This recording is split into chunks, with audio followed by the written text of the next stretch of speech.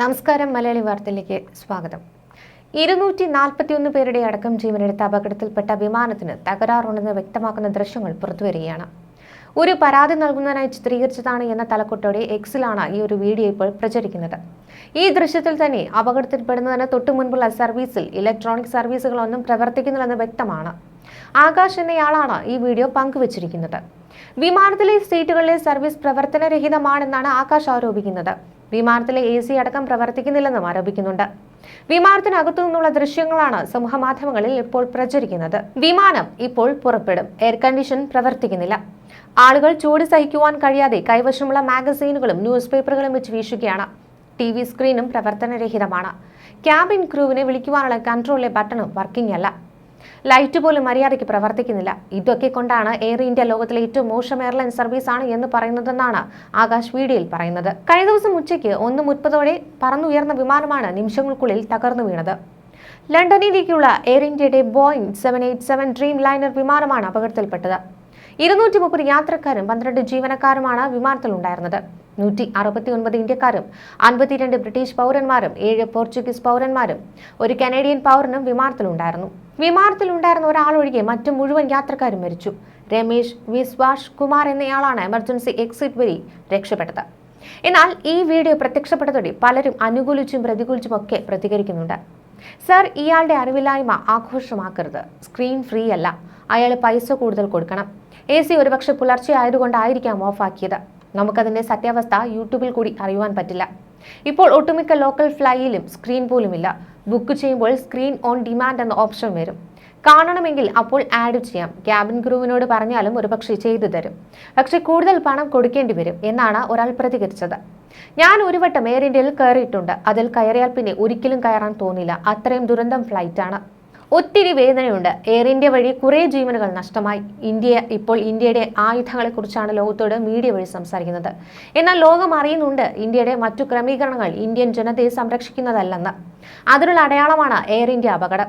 നമ്മുടെ ശത്രുക്കൾ അറിയുന്നുണ്ട് ഇന്ത്യൻ ആയുധങ്ങൾ ശക്തമാണെങ്കിലും ഇന്ത്യക്ക് അകത്തുള്ള സിസ്റ്റം ജനങ്ങൾക്ക് സുരക്ഷിതമല്ലെന്ന്. വെറും ലക്കട വിമാനമാണ് എയർ ഇന്ത്യയുടേത്. ജിദ്ദയിൽ നിന്ന് ഞാൻ ഒരിക്കൽ നെടുമ്പാശ്ശേരിയിലേക്ക് യാത്ര ചെയ്തിട്ട് കട്ട റോഡിൽ കാളവണ്ടി പോകുന്ന ശബ്ദമെന്നായിരുന്നു മറ്റൊരു പ്രതികരണം. എയർ ഇന്ത്യ ഫ്ലൈറ്റിൽ ഞാനും യാത്ര ചെയ്യുന്നതാണ്. സൗദിയിൽ നിന്ന് ഇന്ത്യയിലേക്കുള്ള ഫ്ലൈറ്റ് ചിലതിൽ യാത്ര ചെയ്യുമ്പോൾ നമ്മുടെ കേരളത്തിലെ ഓൾഡ് മൈൽ വാഹനത്തിൽ പോകുന്നത് പോലെയാണ് വലിയ ശബ്ദങ്ങളും കട്ട റോഡിലൂടെ പോകുമ്പോലെയുള്ള വൈബ്രേറ്റിങ്ങും ചാട്ടവും ഒക്കെ ആയിരിക്കും. AC വർക്കിംഗ് ആയിരിക്കുമെങ്കിലും തീരെ കൂൾ ഉണ്ടാവില്ല. ഈ ഫ്ലൈറ്റ് നിർത്തിയിട്ടിരിക്കുന്ന സമയത്ത് തന്നെ പാസഞ്ചേഴ്സ് ലോഡിംഗ് ആകുന്ന സമയത്ത് തന്നെ ഇതിന് തകരാറുണ്ട് എന്നുള്ള കാര്യമാണല്ലോ ഈ വീഡിയോയിലൂടെ വ്യക്തമാകുന്നത്. 242ഓളം മനുഷ്യന്മാർ അവരുടെ ബന്ധപ്പെട്ട കുടുംബാംഗങ്ങളും തീരാ ദുഃഖത്തിലേക്ക് തള്ളിവിട്ട മഹാദുരന്തം അധികൃതരുടെ ജാഗ്രതയില്ലാത്തത് കൊണ്ട് മാത്രം സംഭവിച്ചതാണ്. എയർ ഇന്ത്യയിൽ 2010 ആകെ ഒരു തവണ ജിദ്ദ ടു കൊച്ചിൻ യാത്ര ചെയ്തിട്ടുണ്ട്. കയറുമ്പോൾ തന്നെ ഒരു മുഷിഞ്ഞമാണ്. സീറ്റൊക്കെ നിറം മങ്ങി, ഒരു നീറ്റ്നെസ്സേ ഇല്ല ഫ്ലൈറ്റിനുള്ളിൽ. പിന്നെ ഒരു പ്രത്യേക ശബ്ദവും ലാൻഡിംഗ് ഒക്കെ ഭയങ്കര കുലുക്കവും. ഒറ്റ യാത്രയോടെ അത് നിർത്തി. അത് കഴിഞ്ഞ് ഓൾഡ് ഫ്ലൈറ്റായി തോന്നിയത് കുവൈറ്റ് എയർവേസിന്റെ ഫ്ലൈറ്റാണ്. ശ്രീലങ്കൻ എയർലൈൻസിൽ പോലും നല്ല ഫ്ലൈറ്റാണ്. പിന്നെ എയർ അറേബ്യ, സൗദി എയർലൈൻസ് ഒക്കെ യാത്ര ചെയ്തു. ഇപ്പോൾ യൂറോപ്പിലായതോടെ Etihad, Qatar Airways and Emirates മാത്രം മാറി മാറി യാത്ര ചെയ്യാറുള്ളൂ എന്നാണ് ഒരു യാത്രക്കാരൻ പ്രതികരിച്ചത്.